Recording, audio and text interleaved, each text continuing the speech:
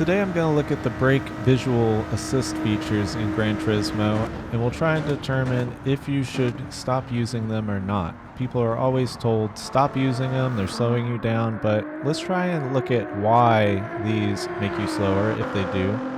And most importantly, hopefully this video will help you identify when these are hampering your progress in sim racing in general or in Gran Turismo. So I picked the Daytona circuit experience in Gran Turismo, and you can see I do not have a lap of this. I've obviously raced Daytona a lot, but here I'm just doing a initial lap to set a time without any assist features at all. So this is just me using my normal knowledge of the track and the GR3 cars, and I'm mostly using markers on the track at Daytona or features along the edge of the track to try and determine my braking points, whether it's like a dark spot on the track or here you have this cutout on the left side. I'm kind of using where my car's placed around that to judge the braking zone. And then you'll also see again here a cutout on the side, and I'm using that as a reference point. And then you'll see I'm trailing the brakes into the apex because we are in a car with a lot of aero, so we can trail brake quite a bit here. But this track is pretty simple as far as corners. There's a few high-speed areas, so it's really important to get your braking down and get a good run through the corner. There I'm using a light on the side of the oval, and there's a line on the track you can use as well.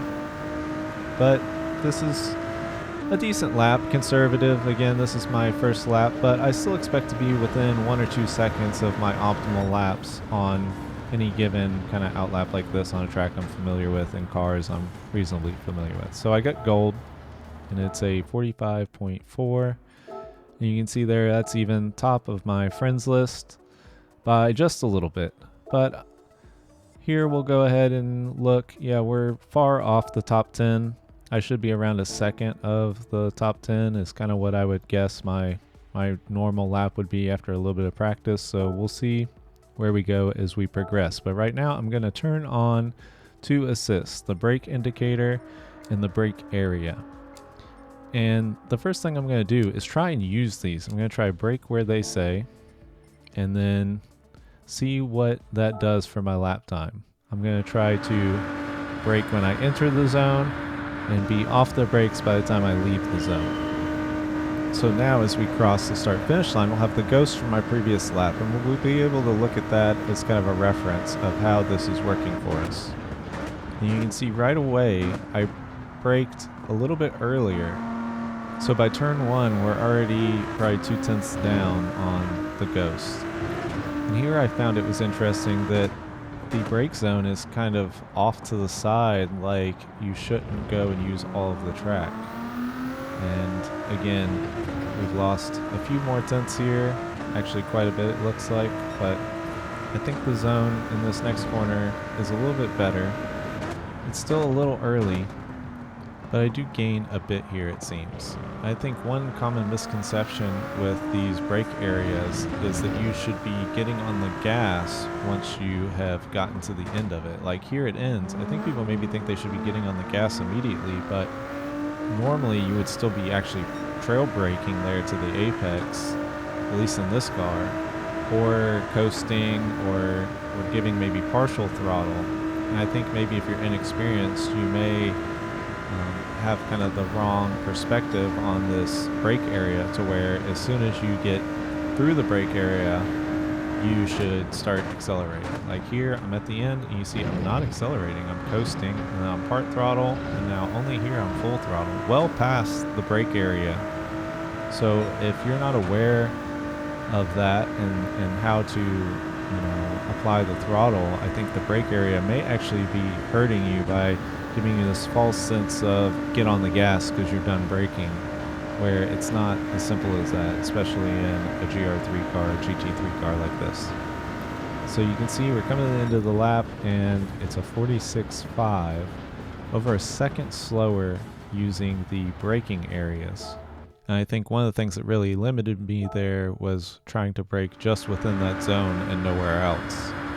So here we're actually going to go again. I'm going to try to run a fast lap with the zone still on. So I'm going to ignore them and try and use my normal references. And it's actually hard here in turn 1 to even see my normal reference spot, and I think I actually brake a little later, which doesn't really hurt me, because the way I brake, I can hold the brakes a little bit longer and adjust as needed, and that's what kind of the trail braking does at the end of the braking zone there. And here I maybe even go a little deep, but you can see as far as the Ghost, I'm actually still improving a little bit, or staying equal with my Ghost from my previous fast lap. So again here, braking later than the zone and staying on the brakes, trail braking much further past the zone. Still within a tenth or so of my Ghost here. I brake a little bit deeper, but get, I think, a little bit better run, a little tidier through there. I'm able to get on the throttle a little earlier and pick up a tenth or two. So now I'm only about a tenth up on the Ghost. But still, you can see that where I'm braking and how I'm using the brakes is quite a bit different from how the braking areas kind of suggest braking. Again, here you'll see I brake much deeper into the area. I'm still on the brakes quite a bit after the area, and then my throttle application is delayed even further past that. So it's not just a simple brake on, brake off kind of thing. It's much more nuanced and complicated than that, and the brake areas almost try to, I think, give people the conception that it's simpler than what it is. And that may actually be something that's holding back progress for a lot of people. So hopefully this will help make you a bit more aware of that. As you see, we actually even improved on our lap by about 4 tenths. And now we're at a 45.0. Okay, so just for fun, I'll turn on the racing line assist as well. And just to see how different it is from the racing line I take. And I don't really know, I'm pretty sure this is a static racing line, meaning no matter what car you're in, it may be different, which for every different type of car and its performance, you're going to have a different racing line, depending on tires, depending on aero. So here we've got the line, which will maybe help people at the very beginning of learning a track, but you can see here, it kind of wants you to turn while braking, which you want to try to really keep the car straight to maximize your braking there.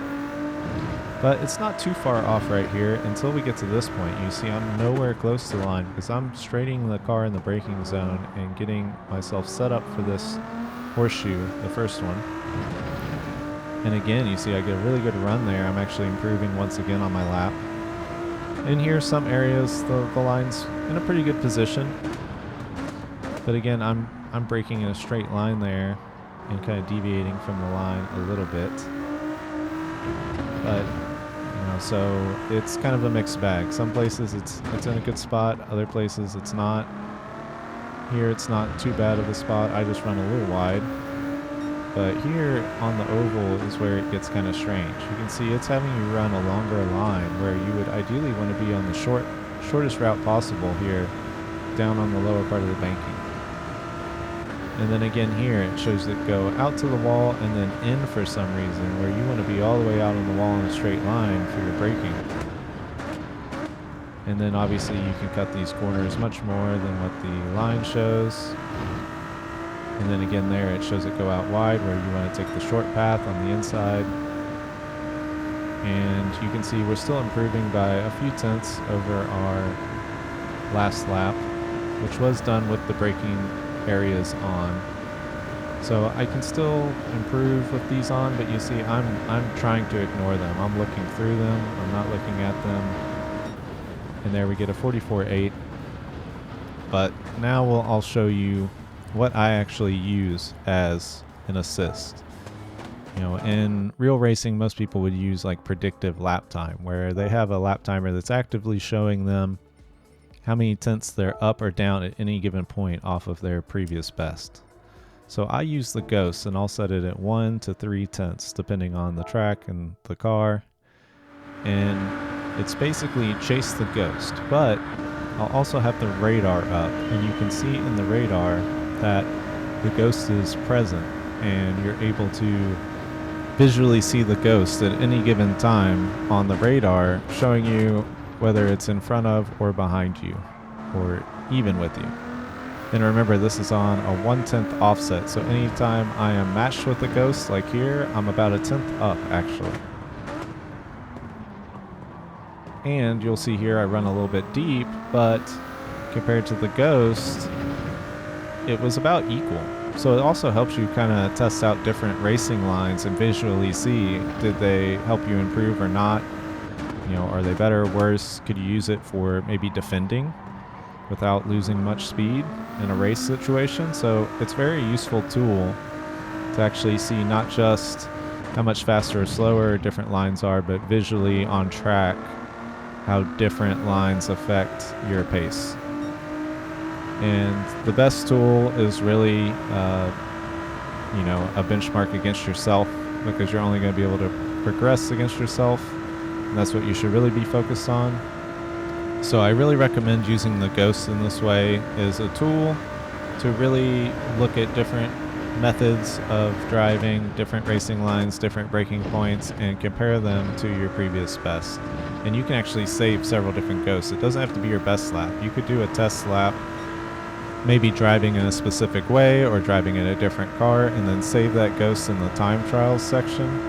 And then, you know, compare cars. You could just be comparing strengths and weaknesses of different cars or different setups. It's a really powerful tool, and you see here I'm way up on my time now using the Ghost, and it's again a big improvement. It's a 44.4, which that puts me, I believe, around a second from the top 10.